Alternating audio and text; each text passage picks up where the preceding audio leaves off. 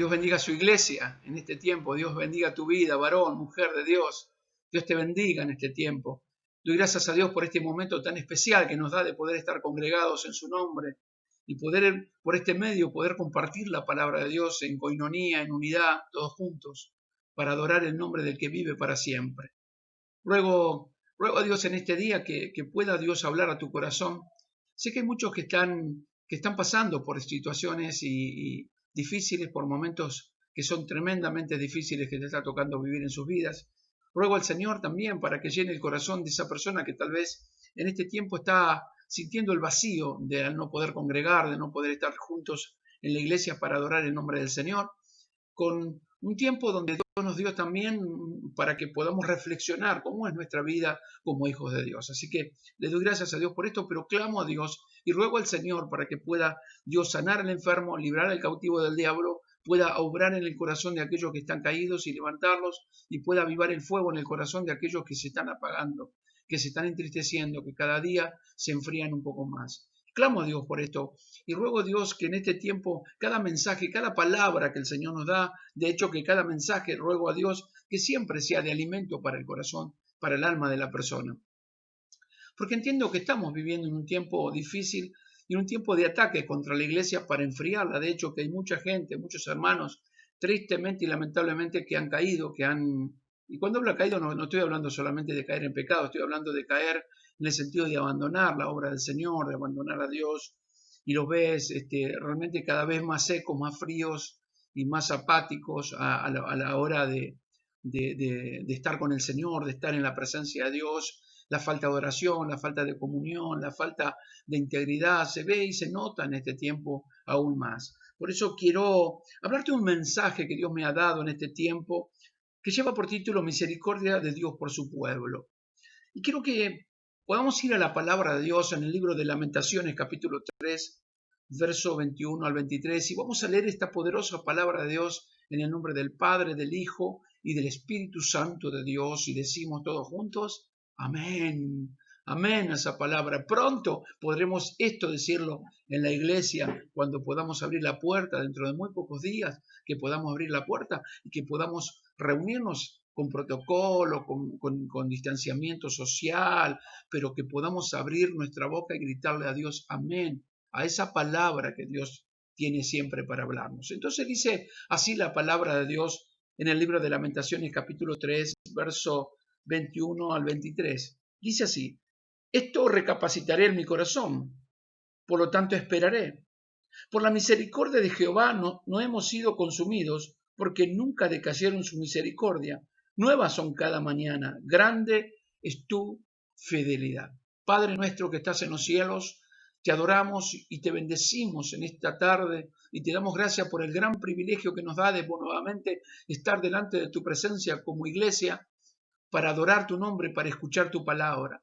Hoy te rogamos que hables a nuestras vidas, entregamos nuestro corazón y ponemos todo nuestro ser para que nuestras vidas sea realmente alimentada por la palabra del Señor. Dios, te rogamos todo y te pedimos que en esta hora, esta palabra, Señor, yo te pido que no caiga, Señor, en bolsillos rotos, que no caiga esta palabra en tierra, sino que caiga en el corazón, Señor, de cada uno de tus hijos y produzca en el corazón lo que tú quieres que produzca, Señor, el crecimiento y la madurez. Padre, yo sé que en esta hora vas a hablar, por eso dejo libertad a tu Espíritu Santo y ruego que uses mi vida para poder reflexionar esta palabra, para poder dar esta palabra y que tu pueblo pueda recibir esta palabra en su corazón, sabiendo que viene de lo alto, que viene de ti. En el nombre de Jesús, Padre, te doy gracias. Amén, amén y amén. Gloria al nombre del Señor. Hermanos, la palabra misericordia, ¿no? La palabra, en este caso, misericordia de Dios, podríamos decir, esto es lo que hablaba Jeremías en este capítulo 3 de Lamentaciones. En realidad, todo el libro de Lamentaciones es justamente escrito dentro de la misericordia de Dios, dentro del plan de misericordia de Dios. Y la palabra misericordia de Dios, o estas palabras, misericordia de Dios, significa retener lo que merecemos. Y significa también no darnos el castigo que merecemos. Esto es lo que cuando en este caso el profeta Jeremías hablaba, ¿no? El profeta llorón, como muy conocido, el profeta llorón, porque él lloraba, realmente lloraba el dolor de un pueblo que se había alejado de Dios y que había abandonado sus mandamientos y estatutos para irse digamos, hacer alianza con otros pueblos. Pero también esta misericordia de Dios se basa en la compasión de Dios por nosotros. Y en esa compasión quiero decirte que nunca falla. Esa compasión de Dios nunca falla. Esto significa misericordia. Ahora, cuando nosotros llegamos al cristianismo, todos los cristianos pasamos por diferentes etapas en la vida, en nuestra vida espiritual. Cuando llegamos a Cristo, en la etapa, yo creo que una de las etapas más maravillosas que podemos vivir desde el primer impacto, el primer momento de ese encuentro con Dios, ese impacto que produce el Espíritu Santo de Dios que convence de pecado, de justicia y de juicio. Ese impacto que produce el Espíritu de Dios a nuestra vida, ese impacto que lleva, digamos, podríamos decir, al primer amor.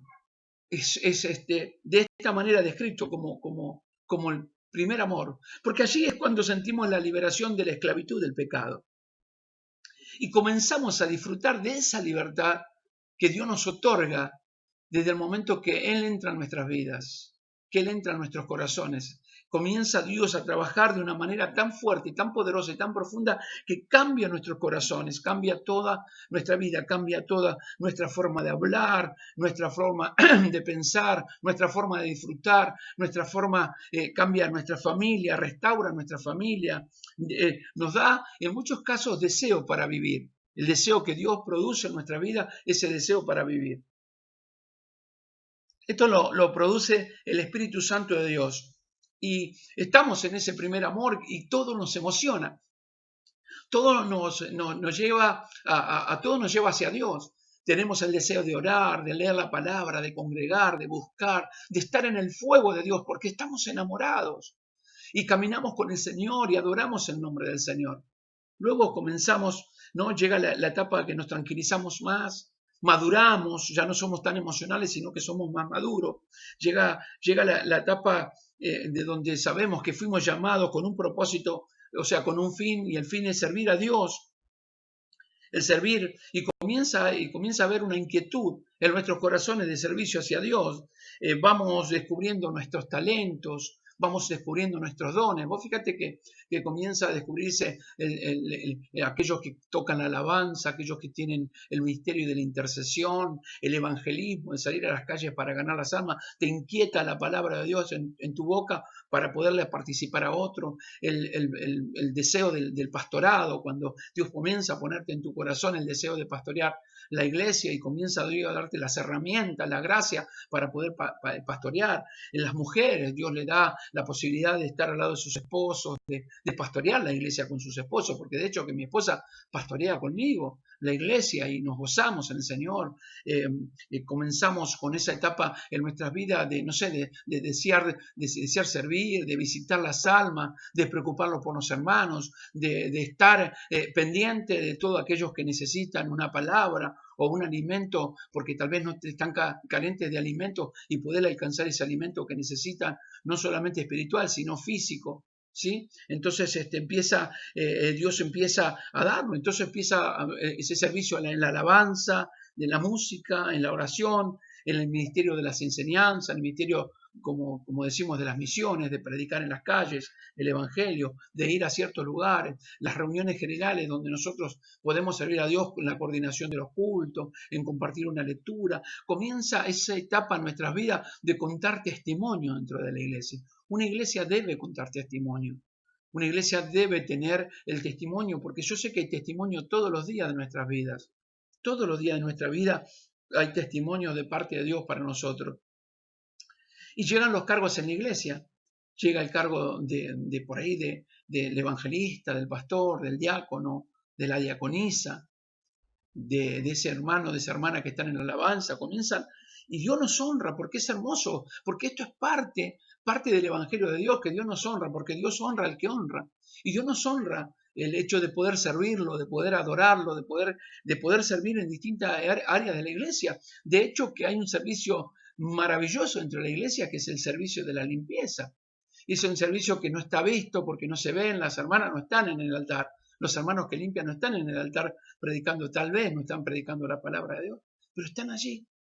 Están hermoseando la obra del Señor, cortando el pasto en el jardín, poniendo flores hermosas que adornan el altar del Señor, preocupadas para que no falte nada y que todo comience en forma, en horario y todo limpio y todo perfumado. Y la verdad que es maravilloso también esto de poder ver esa mano poderosa de Dios y cuando llegan esas etapas de cargos a nuestras vidas y podemos hacerlo para Dios, porque realmente entendemos esto y esto siempre lo hablo en nuestra iglesia. Siempre hablo con cada uno de mis hermanos en el cual Dios ha puesto a mi lado. Ellos no me están sirviendo a mí, no está sirviendo al hombre.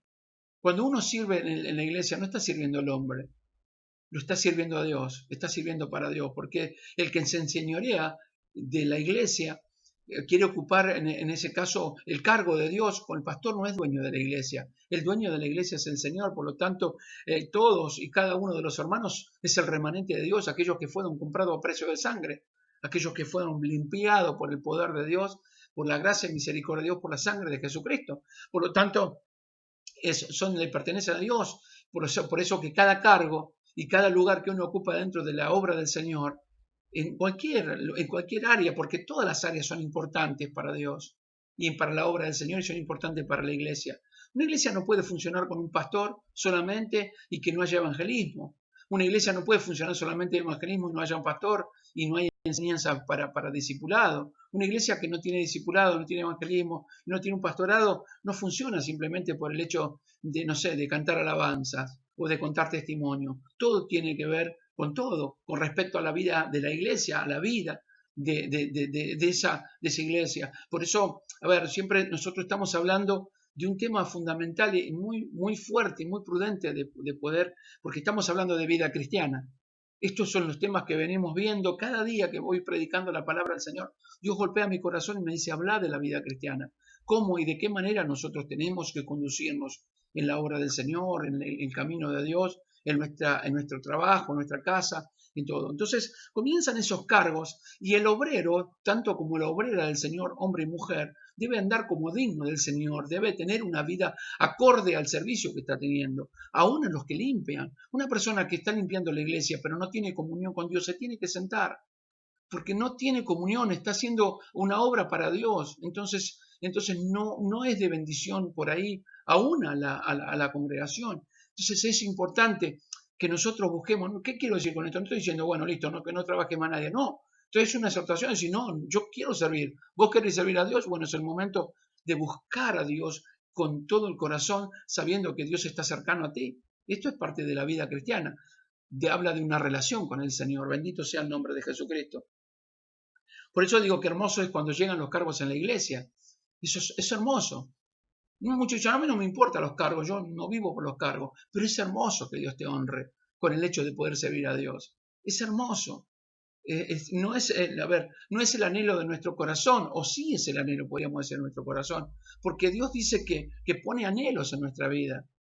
Dice hablando de hecho que el apóstol Pablo le habla a Timoteo y dice que el que anhela obispado buena obra desea. O sea, cuando uno anhela el hecho de poder pastorear una iglesia, buena obra está deseando, se tiene que preparar para hacerlo. A esto se está refiriendo. Por eso que debemos prepararnos para cada una de las etapas de servicio en la vida de la iglesia. ¿Amén? Sí, es muy importante esto.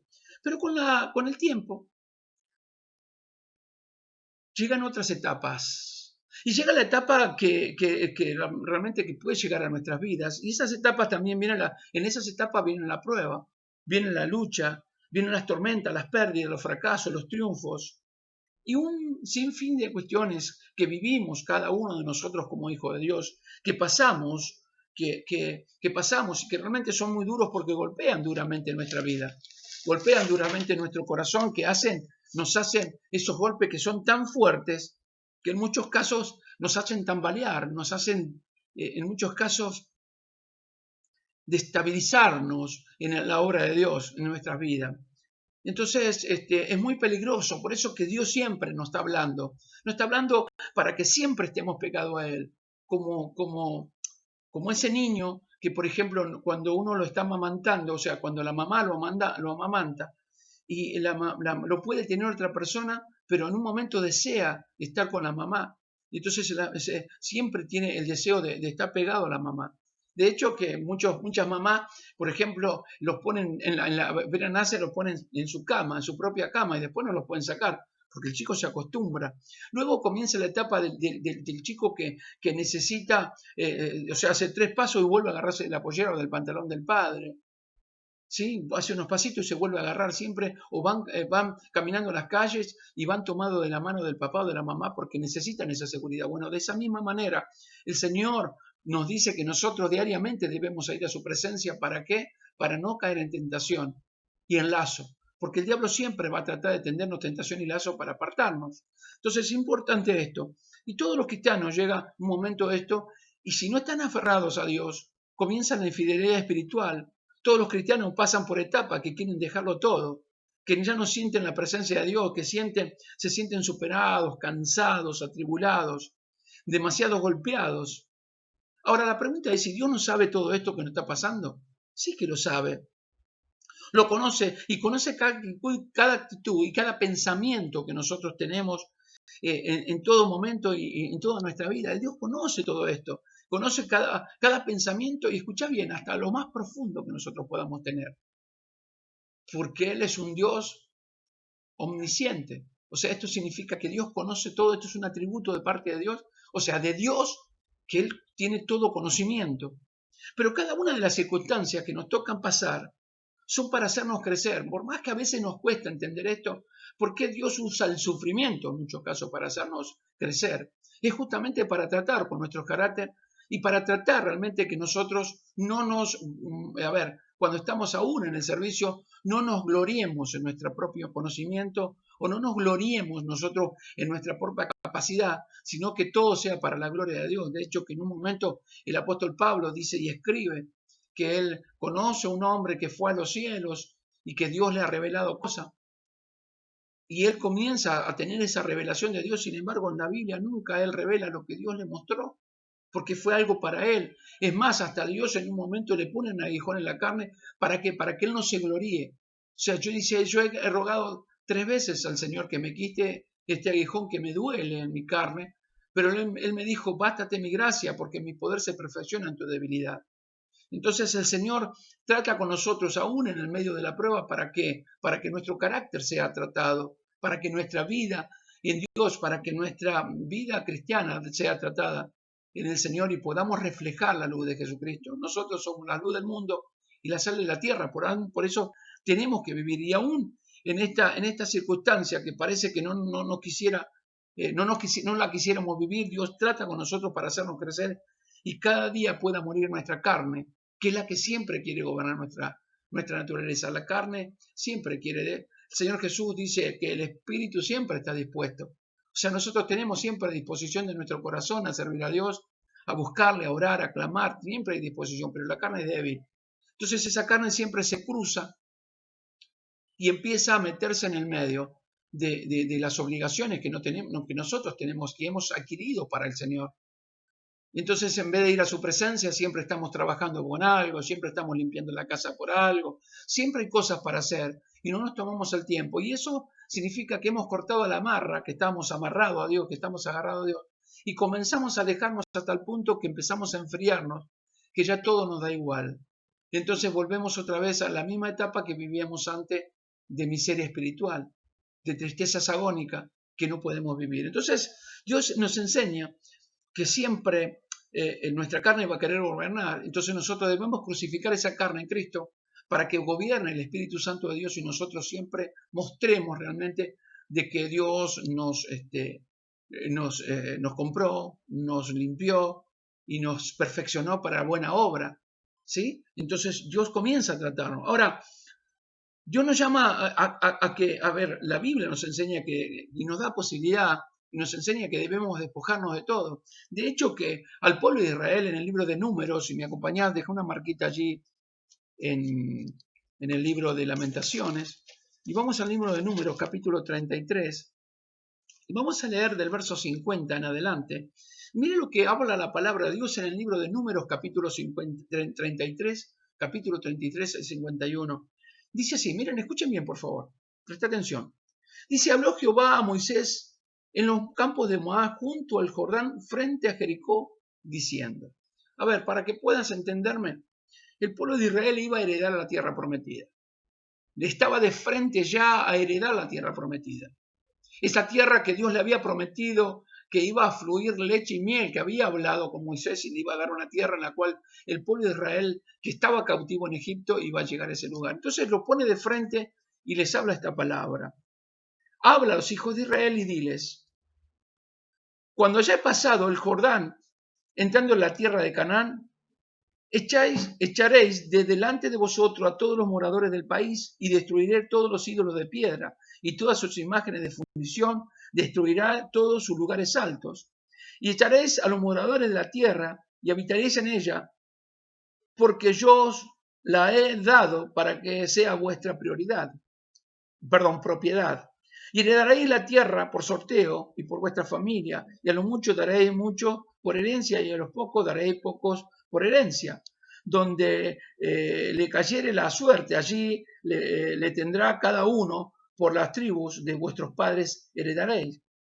Y si no echareis a los moradores del país de delante de vosotros, sucederá que lo que dejaréis de ellos será por aguijón en vuestros ojos y por espina de vuestro costado, y os afligirán sobre la tierra en que vosotros habitáis.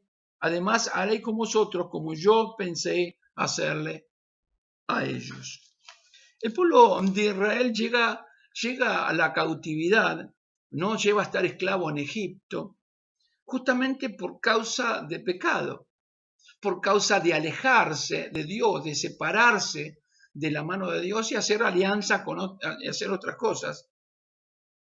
Entonces Dios envía una sequía tan grande que había muerte. Todo ganado moría, toda hierba, no había producción. Y la gente comenzó a vivir una etapa de sequía. En ese tiempo ya los hermanos, digamos los hijos de Jacob, hermanos de José, habían intentado por celo, por envidia, habían intentado matar a José, hijo de Jacob. Entonces dice que la palabra de Dios nos cuenta que ellos los vendieron a unos mercaderes que pasaban y terminó llegando a estar en Egipto, ¿no? Y al llegar a Egipto, José, que tenía la gracia de Dios sobre su vida, porque un hijo de Dios siempre es luz en el medio de las tinieblas, en un mundo, o sea, en un pueblo tan idólatra como eran los egipcios, este hombre o este muchacho llamado José logra entrar en gracia a los ojos de Faraón y fue puesto como segundo de Faraón. Y cuando llegó a este cargo, porque Dios permitió, porque todo Dios permite, todo Dios lo prepara de una manera para que pueda también bendecir a su pueblo, poder bendecir al pueblo de Dios. Cuando llega a ese cargo, sus hermanos que vinieron a Egipto, porque justamente había comenzado la gran sequía, la gran hambruna que había en Jerusalén y en todo lo que era la tierra de los israelitas. Entonces llegaron ahí y se encontraron con un país en el cual Dios le había dado la gracia para que ellos guarden, porque se venía la sequía y el pueblo de Egipto guardó en graneros y amontonó grano, a tal punto que podía vender esos granos y podía tener una capacidad de dinero o de entrada económica poderosa, ¿no? Entonces, todo esto revelado en sueños para que Dios pueda darle la interpretación a José, y José da esa interpretación y logra poder entrar en un cargo muy importante como segundo de Faraón. Al llegar a este lugar, le da un lugar de privilegio, por lo tanto lo pone por encima de sus bienes y como coordinador de los bienes de Faraón. Por lo tanto, como administrador de los bienes de Faraón. Por lo tanto, cuando llegan sus hermanos, él reconoce que sus hermanos, los perdona, para ir más rápido sobre la historia, los perdona y logran ellos tener la bendición de parte de Dios, de poder tener alimento. Y no solo esto, sino que llama a José, le dice, bueno, diré a mi padre que venga, y que venga todo el pueblo de Israel, porque nosotros les vamos a dar albergue en este lugar y les vamos a alimentar y demás. Entonces llegan alrededor de 70.000 personas que venían con Jacob, con toda su familia, llegan a Egipto, comienzan en un tiempo de bendición, de gloria, de gracia, de alimento, de felicidad. Todo esto fue, ¿no? En un momento tan especial cuando vivió José ahí en ese lugar. El tema es que cuando murió José, todo esto que era bendición para ellos comenzó a ser un dolor y una maldición. Recuerde que siempre habían llegado a eso, no era simplemente por la sequía había llegado por causa del pecado, por haberse apartado de Dios. Porque cuando uno se aparta de Dios y se aleja de Dios comienza la sequía, y eso tenemos que tener cuidado. Y prestar atención, Dios nos llama a que nosotros siempre debemos estar en el río de Dios para poder reverdecer, porque Dios nos pone en un lugar plantado junto a la ribera de las aguas espirituales, para que nuestras hojas siempre estén verdes. Entonces, el alejarse de Dios comienza la sequía, una sequía espiritual. Ellos llegaron con una sequía en ese lugar y hambre. Tuvieron la posibilidad de estar junto con José y fue una bendición. Pero, cuando José muere, fueron tomados por esclavos y comenzaron los dolores, comenzaron los sometimientos. Ellos eran esclavizados, martirizados, hasta asesinados, golpeados, los ponían y le daban con látigos y los hacían hacer las pirámides y los mataban, levantaban las pirámides y ya uno caía dentro de la pirámide, lo tapaban y lo dejaban ahí nomás y seguían construyendo. No había momento para parar porque ellos querían construir sus lugares altos para poder adorar a sus dioses paganos. Entonces comienza un clamor delante del Señor. El pueblo de Israel comienza a clamar a Dios y Dios levanta a un hombre llamado Moisés, que también tiene una historia muy particular, porque lo querían matar a todos los hijos de los hebreos, pero el Señor permite que en este caso Moisés vaya y sea puesto en una canasta, puesto en un río, para que llegue a las manos también de la hija de Faraón. Y bueno, comienza Dios a usar la vida de Moisés para librar al pueblo de Dios, y comienza a pedirle que lo libere. Como no querían, bien las plagas poderosas de Dios, que hace que el pueblo de los egipcios comiencen a perder y comiencen a morir. De hecho, que llega la muerte de los primogénitos y demás. Y el pueblo de Dios sale al desierto protegido por el Señor. Escuchen bien esta palabra: sale al desierto protegido por el Señor. La gran misericordia de Dios estaba rodeando al pueblo de Israel. Pero este pueblo que había sido salido, después de esa esclavitud, automáticamente comienza a olvidar de los bienes que Dios había hecho, comienza ya de entrada a renegar contra el Dios viviente, como muchas veces se hace, que se comienza uno a olvidar. Cuando viene la prueba y la lucha, muchos se olvidan de todos los bienes que Dios nos hizo, y entonces se meten en el propio problema y comienzan a querer abandonar a Dios. Pero este pueblo era un pueblo infiel, y comienzan a renegar porque no había agua, porque no había alimentos en el desierto. Pero Dios sobrenaturalmente, porque Dios obra de una forma sobrenatural en nuestra vida, obra de una forma sobrenatural en nuestra vida, comienza a enviar maná del cielo y agua de la roca o de la peña, guiados por una nube que los protegía del calor en ese desierto abrasador, un desierto que cuando sale el sol quema y asesina, mata, quema, cocina a la persona.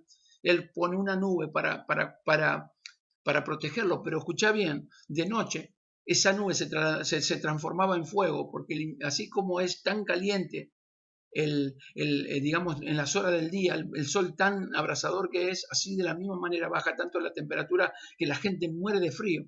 Por lo tanto, la nube que estaba el Señor en esa nube, no solamente servía para alumbrar el camino para que ellos sigan caminando en ese peregrinar hacia la tierra prometida, que de hecho que estaban a 40 días derecho, podían haber ido y tardado 40 años por causa de su rebeldía. Servía también no solamente para alumbrarlos, sino para calentarlos. Entonces va el Señor y lo lleva y demás, y entonces reniegan en todo ese desierto, y le hacen, realmente yo creo que le hicieron la vida imposible al siervo llamado Moisés por este por este pueblo tan duro y tan corrompido como era el pueblo de Israel. Ahora llega el momento de tomar posesión de la tierra prometida, esa tierra que Dios le había dicho que fluía leche y miel, o sea que era una tierra de bendición. Dios le muestra que era una tierra de bendición. Dios le da el testimonio de que era verdad lo que decía, porque todo lo que Dios dice es verdad, Dios no miente. Y le da esa verdad porque de hecho que cuando mandan los espías, dice que ven un montón de cosas maravillosas y poderosas. De hecho que había dos personas que llevaban un racimo de uva en una rama de sarmiento, en una rama de un árbol, porque de tan grande y tan pesada que era. Esto todo muestra. Pero Dios, antes que ellos, o sea, mandan los espías, pues sucede todo lo que tenga que suceder, que algunos no estaban de acuerdo, otros que estaban de acuerdo, tanto como Josué como Caleb, que estaban de acuerdo de ir y tomar posesión. Los otros veían todo mal, pero ellos veían que Dios le estaba dando la posibilidad de entrar a esa tierra y tomarla. Antes de que ellos entren, Dios les habla poderosamente, diciéndole que echaran todos los pueblos, porque esa tierra estaba usurpada, era la tierra del pueblo de Israel, pero estaba siendo usurpada por un montón de pueblos que no tenían nada que ver con esa tierra. Dios le podía haber dado otra tierra, pastor, y ellos no tendrían que haber peleado, sí que le hubiesen dado otra tierra. Dios tenía el poder para darle otro lugar para dar la tierra, pero esa es la tierra prometida. Y ese es un momento que ellos tenían que pelear, que no tenían que bajar los brazos y tenían que pelear para sacar a todo, echar afuera todo lo que estaba en esa tierra para poder tomar posesión, la tierra que le correspondía. Pero ellos lamentablemente hacían alianza de amistad, no sacando en el lugar. Ellos iban a vivir en un momento de tropiezo para sus vidas. Esto es lo que le decía el Señor. O sea, vayan y echen los moradores de ese país, sáquenlo, tomen posesión ustedes. Pero le dice algo muy fuerte en el verso 55. Y si no lo echares, o sea, yo lo puedo sacar, sí, Dios lo podía haber sacado, su mano poderosa mueve su mano y sacaba a todo el pueblo. Pero hay cosas que Dios nos llama a nosotros a tomar decisiones. Y esto es lo que yo quiero que vos me entiendas en esta tarde. Dios hizo su parte, nosotros tenemos que hacer la nuestra. De hecho, que he predicado varias veces esto, ¿no? Pero Dios nos llama que hay momentos que nosotros tenemos que tomar decisiones. Hay decisiones serias. Dios nos pone el camino del bien y del mal de frente. Nosotros debemos elegir qué camino tomar. La salvación corresponde a Dios. Dios nos regala, pero nosotros tenemos que aceptar ese regalo que viene de parte de Dios. Entonces le pone de frente al pueblo y le dice estas palabras. Si no echaré a los moradores del país de delante de vosotros, sucederá que los que dejareis de ellos serán por aguijón de vuestros ojos y por espina de vuestros costados, y os afligirán sobre la tierra en que vosotros habitáis. Esto es una palabra tremenda. Dice, porque iban a hacer el tropiezo para su vida si no lo sacaban. Iban siempre a estar molestando, siempre le iban a hacer la guerra, a eso se refiere. Pero le dice, serán como aguijón en vuestros ojos. Utiliza una forma muy fuerte y pero muy fácil, mejor dicho, de entender, para que se puedan comprender y para que hoy, en este día sábado, todos nosotros podamos comprender. Y él usa estas palabras, serán como aguijón en vuestros ojos. Ahora, fíjate bien, ¿no? Porque cuando uno tiene una basura en el ojo se comienza a inflamar. El ojo con una basura se irrita, comienza a lagrimear, duele, molesta y hasta puede llegar a ser infectado. Ese ojo se comienza, seguramente que te habrás. Yo en una oportunidad estaba trabajando en una fábrica y que yo trabajaba desde muy joven y cortando con una máquina moladora, saltó una viruta y se me clavó en el ojo. Y la verdad que primero no me molestaba, me molestaba un poquitito, pero no mucho. Pero después, con el transcurso de los minutos, ¿no? De las horas de los minutos, el ojo comenzó a irritarse, a lagrimear y me molestaba. Bueno, así serían los enemigos, ¿no? De si uno no lo sacara. O sea, iban a ser como una molestia en el ojo, esto se refería. Si ustedes no lo sacan, serán como una molestia en los ojos, pero después le dice como espina a vuestro costado. O sea, esa espina a vuestro costado es una astilla, una espina de un vidrio, algo que se te clava, es doloroso, es molesto, es algo que se inflama, que produce una infección, que levanta pus, ¿no? Una infección que levanta pus. porque es algo punzante que causa completamente dolor, ¿sí? Esto, de hecho, que por ejemplo, he conocido una persona que por algo que se le clavó debajo de la uña, no le dio importancia, se infectó tanto que le tuvieron que amputar el dedo. Tuvieron que amputarle un dedo porque lamentablemente no se lo sacó a tiempo.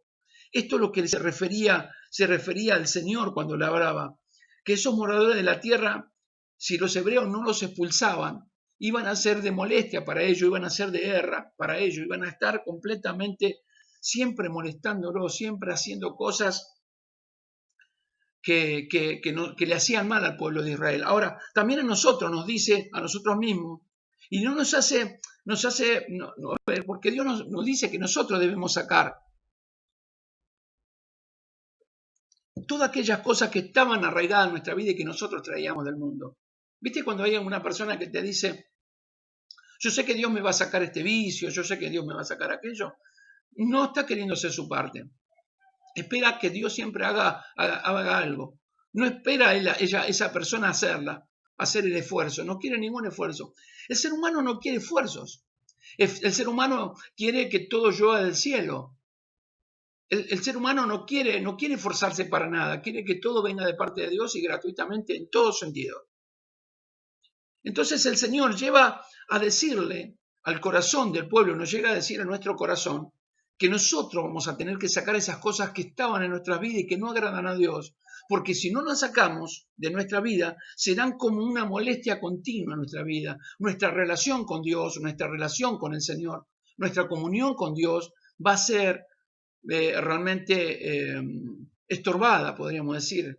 Vamos a tener momentos de estorbo, que no vamos a poder estar en comunión continua, porque cada vez que vos vas a la oración, cada vez que vos tenés deseo de hacer algo para Dios, cada vez que vos vas a servir a Dios, ese pensamiento o ese pecado, esa cosa oculta comienza a salir a luz y te está diciendo, mirá, ¿cómo te ve Dios? Vos estás así, vos estás orando, pero hace un rato estuviste haciendo aquello, hace días hiciste aquello, hiciste lo otro, hiciste tal cosa, hiciste tal otra. Por eso hablaba de de aguijón en el ojo y con espina en el costado, siempre iba a ser molesto. Pero encima de todo le dice, además haré a vosotros como yo pensé hacerle a ellos. O sea, esto es lo que piensa Dios hacerle a una persona inconversa, una persona que todavía no entiende que debe renunciar a todas las cosas del mundo, está bajo la ira de Dios, bajo el pecado, ¿no? Digamos, de la carne y bajo la ira de Dios que nos lleva a las tinieblas. Por eso que la preocupación y la ocupación de la palabra de Dios para darnos a conocer la verdad del Evangelio, para que nosotros podamos entender que Dios hizo una parte, pero nosotros que tenemos que hacer esto. Por eso nuestra parte, por eso hablamos de vida cristiana. Nuestra vida cristiana tiene que ser un esfuerzo diario a crucificar nuestra carne que viene en un mundo donde estábamos acostumbrados a una religión X, donde nosotros íbamos a los brujos, a los chamanes, a los hechiceros, donde nos tirábamos las cartas, nos leían la borra del café. Gente que iba a la idolatría caminando hasta Luján por una virgen, ¿sí? Poniéndose el nombre, tatuándose el nombre de cierta deidad, de hacer ritos y cosas. De hecho, que ahora llega Navidad y a fin de año se ponen debajo del árbol de Navidad con 25, creo que son, no sé bien, pero creo que son 25 pasas de uva, y van comiendo uno u otro con el matrimonio para tener un año fructífero y de bendición. Esto ha hecho creer el diablo. Todo eso todavía está dentro de la vida. No, yo no puedo dejar esto, yo le pido a Dios que me ayude. No te va a ayudar Dios a eso. Eso es una parte que te corresponde a vos. Que debemos nosotros crucificar nuestra carne cada día para que Dios pueda llegar a obrar. Esto es lo que le decía al pueblo. Y nosotros tenemos que entender que Dios no nos va a sacar, como te decía, nada a la fuerza. Pero si queremos vivir en paz y en armonía con Dios, con Él, tenemos que expulsar y despojarnos de nuestra vida todo lo que Dios no le agrada. Porque si no, va a ser muy doloroso. Va a ser muy doloroso el peregrinar en esta tierra mientras estemos aquí. Mientras vivamos en esta tierra va a ser muy doloroso nuestro peregrinar. Siempre estamos sufriendo por todo y no entendemos por qué nos pasa. Muchas veces pasa justamente por esto. Nosotros debemos entender y saber de que Dios nos va a hablar y nos va a dar la advertencia y exhortación con amor porque nos ama. Así como le dio a ellos, al pueblo de Israel, también nos da a nosotros la exhortación con amor para que podamos nosotros comprender de que hay una parte que nosotros tengamos que dejar. Ahora, nosotros debemos tener cuidado. Debemos tener cuidado porque vamos a ser tentados justamente a equivocarnos y a fallar. Siempre vamos a ser tentados. O sea, hay una parte que Dios me dice a mí que yo tengo que expulsar todo lo que a Él no le agrada, de que tengo que vivir una vida que agrade a Dios. Pero también me dice el Señor que va a haber tentaciones, y en el cual Dios me va a dar fuerza porque Él se compadece de nosotros, porque Jesucristo fue tentado en todo, pero no cayó en esa tentación, en ese pecado. De hecho, que en el libro de Hebreos, capítulo 4, verso 15, la palabra nos habla de esta manera y dice, porque no tenemos un sumo sacerdote que no pueda compadecerse de nuestras debilidades, sino que fue tentado en todo según nuestra semejanza, pero escucha bien lo que dice, pero sin pecado. O sea que fue tentado en todo, pero no cayó en pecado, ¿sí? Vendrán tentaciones a nuestra vida. ¿Qué quiero decir con esto para que me entienda? Que vendrán a tratar de apartarte de Dios, que esto es lo que le decía al pueblo de Israel. Si no alejaban esos pueblos, iban a tratar, mira, a nosotros tenemos un gran problema que no sabemos diferenciar muchas veces entre lo santo y lo profano, entre lo que agrada a Dios y lo que no agrada a Dios, en que queremos agradar muchas veces a la gente más que a Dios, entonces no nos podemos apartar de alguien que sabemos que está mal, que está en pecado y que muchas veces le decimos bienvenido aún en nuestra propia casa. Y a veces es muy duro esto hablarlos porque muchos no comprenden esto, pero esa gente no va a hablarte de Dios y va a tratar y por todos los medios, ¿no? de alejarte de Dios, porque detrás de cada cosa que parece a nuestra vista buena está metido Satanás, el diablo, que vendrá y tratará agazapadamente de meterse para podernos alejar de Dios y tomar posesión de algo que a él supuestamente le correspondía, porque nosotros estábamos en su camino, caminamos en sus oscuridades y andábamos en ese pecado. No se va a quedar con los brazos tranquilos y dijo, bueno, esto ya lo perdí, vamos a buscar a otro. No, hasta que podamos heredar el reino de los cielos, nosotros vamos a ser tentados. Mientras vivamos en este cuerpo, vamos a ser tentados en todo, pero el Señor dice que Él se compadece de nosotros y que tiene poder para guardarnos, porque Él fue guardado sin pecado, no cayó en pecado.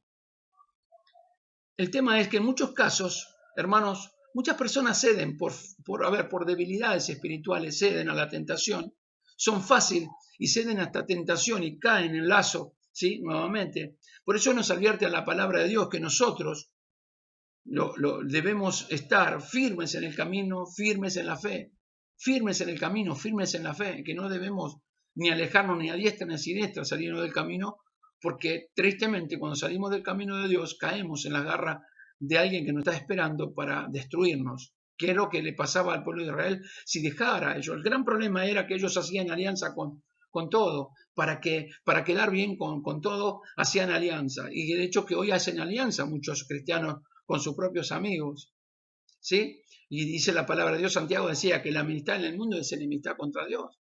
Pero hacen alianza y comienzan a hacer alianza que los aleja. Pero Dios dice que nosotros debemos estar firmes en el camino y que no nos dejemos influenciar por esas personas que no tienen a Dios y que van detrás de esas personas que está su vida, está de esa vida de pecado. Está Satanás, está su padre de mentira, tratando de utilizarlos para destruir nuestra vida. Por eso Pablo hablaba en 2 de Tesalonicenses capítulo 2, verso 2, y dice estas palabras, mire, no os dejéis mover fácilmente de vuestro modo de pensar, ni os conturbéis, ni por espíritu, ni por palabra, ni por carta, como si fuera nuestra, en el sentido de que el día del Señor está cerca, o sea, se acerca el Señor, viene por su iglesia, nosotros no podemos hacer alianza, nosotros debemos venir preparados como si Cristo viniera ya, como si en esta noche viniera a buscarnos, este día vendría a buscarnos el Señor para llevarnos a su presencia.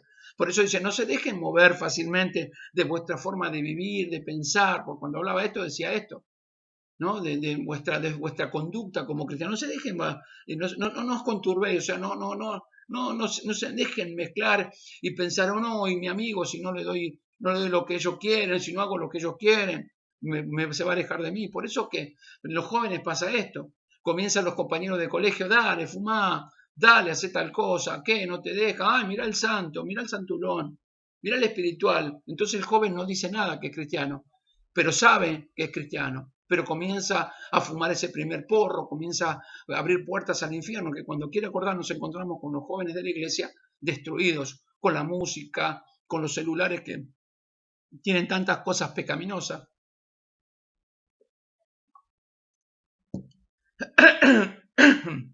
Entonces nosotros debemos justamente tener cuidado de esto, estar firme, porque nos rodean un montón de cosas que van a seducirnos, a llevarnos hacia el pecado. O sea, el pecado nos asedia, nos enfrenta, vamos a tener que enfrentar tentaciones. Porque nosotros, yo quiero que me entiendas esto, que a pesar de todo esto y a pesar de estas situaciones que nosotros vivimos, el Señor siempre nos va a cuidar, siempre nos va a rodear con su misericordia, siempre va a estar rodeándonos, todo es obra del Señor y siempre va a estar rodeándonos.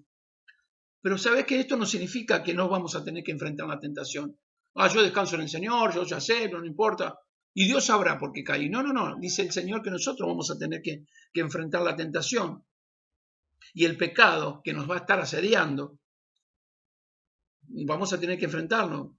Dios mismo nos dice que debemos enfrentarnos y crucificar nuestra carne todos los días. Pues esto lo dijo el apóstol Pablo en Colosenses capítulo 1, verso 10. El apóstol Pablo dice esta palabra: para que andéis como digno del Señor.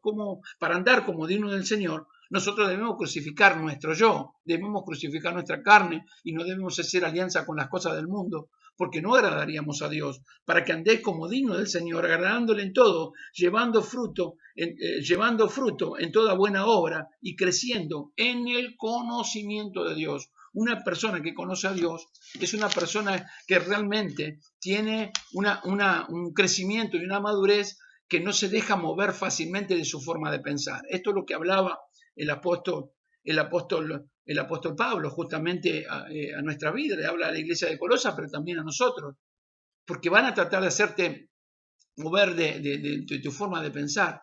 Vos pensás esto, sí, pero mirá que, viste, ya empiezan a ponerte otra. Para mí no está así. Para mí, entonces uno que a la falta de conocimiento, por eso que dice que mi pueblo perece por falta de conocimiento, la falta del conocimiento de Dios nos hace titubear. Por eso es importante que nosotros podamos estar preparados, aún en el servicio, hermano. Yo veo que muchas veces la gente, por no tener gente dentro de la iglesia, comienza a dar cargos. Y el gran problema es que cuando comienza a dar cargo, y si la persona no conoce a Dios, cualquiera digamos que lo habla, lo confunde y lo puede llegar a alejar de Dios, y esa persona que está al servicio puede alejar también a otra parte de la congregación y dividirla, porque comienza a tener esos pensamientos. Por eso es importante que nosotros sepamos. Ahora, volviendo al tema de Jeremías, porque no nos hemos ido de Jeremías capítulo 3 de Jeremías. Jeremías justamente veía totalmente esto que estoy hablando de ese pueblo que le daba la espalda al Señor. Cuando Jeremías escribe este libro de Lamentaciones, todo el libro de Lamentaciones, fue en un tiempo de apostasía. Apostatar significa darle espalda a Dios, negar a Dios, volverse de la creencia. Por eso no dejemos mover fácilmente de la forma de pensar. ¿Por qué? Porque estamos viviendo un tiempo de apostasía. Hay mucha gente que son contra Dios, que son anticristos. No digo que sea el anticristo, es el espíritu del anticristo que se mueve y que trata siempre de atacarnos para alejarnos de Dios, y de hecho que te lo hace a través de un montón de cosas, de un montón de maneras, porque es tiempo de apostasía y de pecado. Y lamentablemente podemos decir aún del pueblo de Dios. Entonces el Señor, cuando le da esta palabra a Jeremías ahí en Lamentaciones había visto que ellos habían comenzado a dar la espalda a Dios, haciendo todo lo contrario de lo que Dios quería. Por eso vinieron a juicio y veía la destrucción del pueblo de Dios por la maldad y el egoísmo que ellos tenían en su corazón, en sus vidas. Pero también veía el sufrimiento y el gran cautiverio prolongado que tenía 2x3 el pueblo de Israel en años por causa de su pecado, porque resulta que todas las veces eran llamados la atención por Dios y los llevaban en un momento de dolor, pero sin embargo ellos volvían otra vez, vuelve al pueblo, vuelve el perro arrepentido, ¿no? O sea, se volvían otra vez, el perro a su vómito y la puerca lavada a revolcarse en el cieno, volvían otra vez. Y entonces se veían esas prolongaciones de esos cautiverios prolongados de mucho tiempo, pero también se veía el dolor de la devastación de Jerusalén, la ciudad de Dios como se conocía en ese tiempo. De eso se conocía la familia, la ciudad de Dios. Y Jeremías, llamado el profeta llorón, él lloraba por el pueblo rebelde que se dejaba manipular por otros pueblos, haciendo alianza, mezclándose con distintas creencias paganas. No hacían nada, y encima, para colmo, no hacían nada para evitarlo. Ese es el gran problema, que hoy se manifiesta. No hacen nada para evitarlo. Saben que está mal, que esa persona está mal o hasta lo que está haciendo mal, o hacen alianza igual, no tienen problema. Se sigue mezclando y lo vemos en muchas cosas. Qué triste saberse ver yo entiendo el dolor de Jeremías y el lloro de Jeremías, porque creo que las lágrimas de Jeremías representan la tristeza de Dios por su pueblo, el dolor por su pueblo, porque Dios se duele cuando le fallamos. Entristecemos el Espíritu Santo de Dios. Cuando dice entristecemos, muchos lo toman muy por arriba, pero entristecer el Espíritu de Dios es entristecer a Dios. Una persona triste, ¿cómo está? Llorando. Una persona triste está dolorida. Una persona triste está sufriendo. Bueno, de esta manera se encuentra Dios por nosotros cuando fallamos. Entonces, este pueblo, Jeremías veía que despreciaba siempre a Dios.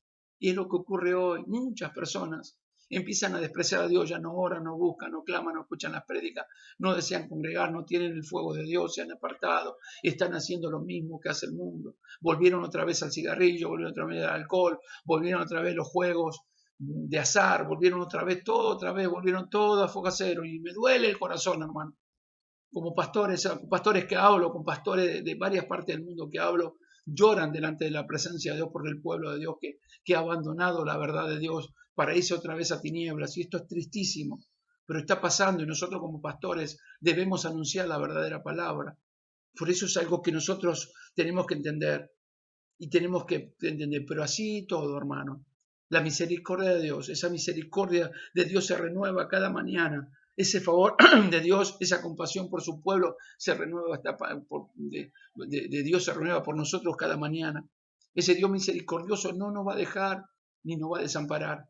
Pero hay una parte que nosotros tenemos que hacer y esa parte es que nosotros tenemos que entender que esa misericordia de Dios, si bien está, no es rienda suelta o no es rienda suelta a pecar, no es pecar deliberadamente, es apartarnos del pecado.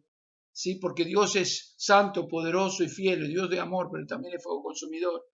Y tarde o temprano tendremos que pagar las consecuencias del pecado. Por eso es que el Señor nos llama, hermano. Porque el apartarnos de Dios, el enfriarnos de Dios, el no querer estar con Dios, eso es pecado. Porque a veces pensamos que cuando decimos la palabra pecado, lo primero que uno piensa es en un pecado, digamos, carnal, de sexo, pero también la mentira, ¿sí? La habladuría, el hablar de otros mal, el levantar falso testimonio contra una persona, el no perdonar, ¿sí? También es pecado. El abandonar a Dios, es apartarse de Dios y volverse a las tinieblas, eso realmente es pecado. Y Dios nos habla justamente por la peligrosidad que ocurre en este tiempo que estamos viviendo. La iglesia nuestra no vivió lo que, la iglesia anterior no vivió lo que nosotros vivimos, pero tampoco nosotros vivimos lo que vivió la iglesia primitiva, pero vivimos un tiempo muy, muy fuerte. Por eso digo, esto no es rienda suelta para pecar, todo lo contrario. Nosotros debemos saber que no es licencia para pecar, sino para enfrentar cada cosa, cada tentación, tomado de la mano de Dios, de este Dios misericordioso.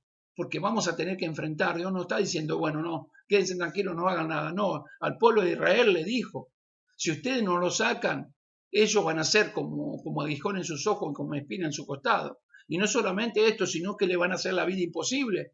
Y no solamente esto, sino que también yo voy a enviar sobre ustedes todas las pestes y las plagas que yo dije que le iba a enviar a ellos. O sea, es un llamado a atención fuerte. Este mensaje es un llamado a atención fuerte. ¿Qué vamos a hacer? Hoy ya no tenemos excusa. El Señor nos habla fuertemente qué pensamos hacer de nuestra propia vida. Pero igual, yo quiero que sepa que Dios siempre te va a rodear con su misericordia. Porque Dios rodea con su misericordia al pueblo de Dios. ¿Sí? Por eso debemos nosotros darnos cuenta el lugar que ocupamos en el corazón de Dios. ¿Alguna vez te pusiste a orar y preguntarte qué lugar ocupas en el corazón de Dios? un lugar tan importante, sos un pueblo de Dios. Él envió a su Hijo a morir en la cruz para darnos un lugar predominante, un lugar maravilloso, en sus atrios, en su presencia, en su gracia, en su camino. Somos el pueblo de Dios. Por lo tanto, siempre se va a renovar esa misericordia de Dios con nuestras vidas. Pero esto no es licencia para pecar. La misericordia de Dios que se renueva y que nos perdona. Porque fíjense en que el mismo Jeremías dice, por la misericordia de Jehová no hemos sido consumidos, porque nunca decayeron su misericordia. O sea, no hemos sido consumidos, no es porque nosotros somos santos y porque Dios acepta nuestro pecado y lo pasa por... No, no importa, es Juancito, es Pedrito, es Fulanita, es María, es Juana, no sé. No, no importa. Y sí, yo ya sé que es débil, entonces peca. No, no, no. Dice que se renueva su misericordia cada mañana, porque gracias a esa misericordia que digamos que se renueva cada mañana, no hemos sido consumidos porque nunca decayeron su misericordia, o sea, su bondad nunca cayó, su amor nunca dejó de existir para nuestras vidas. Por eso que nosotros debemos tener cuidado. Esto es una palabra muy fuerte, no es rienda suelta a pecar, no es rienda suelta a hacernos lo que queremos. Es santidad sin la cual nadie verá al Señor. Pero sepamos que a pesar de todo eso, la misericordia de Dios está a favor de nuestra vida y que siempre nos está guardando con nuestros corazones. Él nos rodea con favor para que nosotros, hermanos, no seamos consumidos. Y cuando habla de sido consumidos, está hablando de siendo contaminados, también contaminados por las cosas que están ocurriendo a nuestro alrededor. Por eso nunca te olvides que Dios renueva su misericordia cada mañana. Su misericordia son nuevas cada mañana. Grande es tu fidelidad, dice en este caso Jeremías, en un momento de dolor, de lamentación, en un momento de llanto por el pueblo que veía toda la mala vida que ellos estaban llevando. Sin embargo, él clamaba y oraba y rogaba a Dios que por favor lo pueda estar sosteniendo. Amados hermanos, la misericordia de Dios es retener lo que merecemos, en no darnos el castigo, pero también significa la misericordia de Dios, esta misericordia de Dios que se basa en la compasión de Dios por nosotros, y esa compasión nunca falla. Esa compasión de Dios nunca falla. Pero quiero terminar el mensaje con esta palabra. En esto recapacitaré en mi corazón, dijo Jeremías 3:21. Por lo tanto, esperaré. Por la misericordia de Jehová no hemos sido consumidos, porque nunca decayeron su misericordia. Nuevas son cada mañana. Grande es tu fidelidad. Oramos al Señor, amados.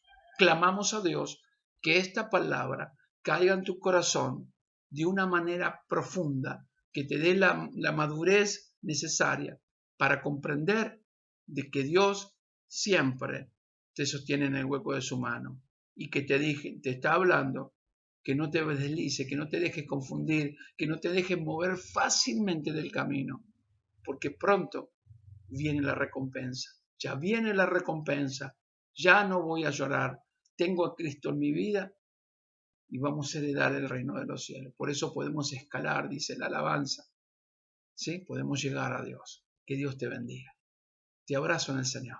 Dios te bendiga mucho. Amado Dios, en esta tarde hemos hablado de tu misericordia. Esa misericordia que se renueva cada mañana por nosotros. Gracias a esa misericordia se renueva. Nosotros no hemos sido consumidos, no hemos sido realmente muertos, porque tu misericordia se renueva cada mañana. Porque somos muy de deslizarnos, somos muy propensos muchas veces a ver las cosas naturalmente, sin poner los ojos en ti, que tú eres el autor y consumador de la fe.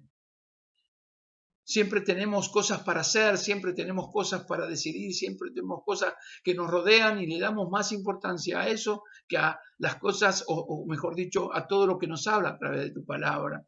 Y nos comenzamos a alejar. Y siempre vienen tentaciones en las cuales somos fáciles de ceder cuando estamos lejos de tu mano. Y nos alejamos de ti y caemos fácilmente. Por eso, Dios, en esta tarde tú nos hablas que nos apartemos de esto. Porque todo lo que nosotros dejemos en nuestra vida, todo lo que hemos traído de ese mundo que nos oprimía, ese mundo que nos abrazaba, ese mundo al cual le pertenecíamos, si no lo sacáramos de nuestra vida, serían como aguijón nuestros ojos y como espina en nuestro costado. Nos molestaría, nos haría la vida imposible. Por eso nos llama a alejarnos y apartarnos de todo y a quitar de todo eso que no te agrada a ti, Señor, para que vivamos una vida realmente maravillosa en ti, Señor. Pero así todos, si pecamos, abogado tenemos para con el Padre, Jesucristo el justo, en el cual renueva su misericordia para que nosotros no seamos consumidos. Por eso, Dios, en esta hora venimos para que nos fortalezcas en la fe, para que nos dé la capacidad de estar fuerte en el camino, para no deslizarnos ni a diestra ni a siniestra y poder adorarte con todo nuestro ser. Señor, no podemos solos, solamente podemos contigo.